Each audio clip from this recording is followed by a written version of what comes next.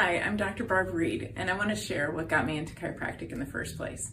So I actually started my thought for being a chiropractor back when I was 12 years old. I had a whiplash injury on a roller coaster, and my mother and father didn't really know where to go. They had never been to a chiropractor before. They didn't want me on a bunch of muscle relaxers at 12 years old, so they took me to my aunt's chiropractor, and the results were pretty amazing to me as a young girl, and it was enough for me to be really curious about this profession. So fast forward, I ended up going into chiropractic school, and about halfway through, I was learning the traditional methods, which are very powerful, but I was getting frustrated. I wasn't holding my corrections very long.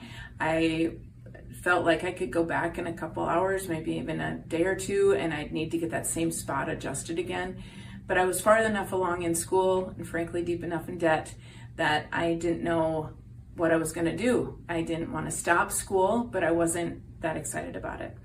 And a friend of mine told me, you really should try upper cervical. And I thought he was crazy. I was like, why would I adjust only one bone? And it sounds like it's hard. It sounds like it takes a lot to learn how to do this and to be any good at it.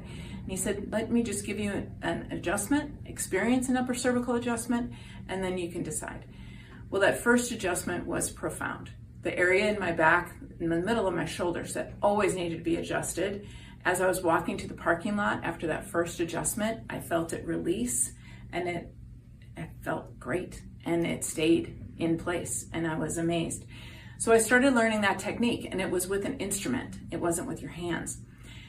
But it was pretty great. It's still a very, very powerful technique.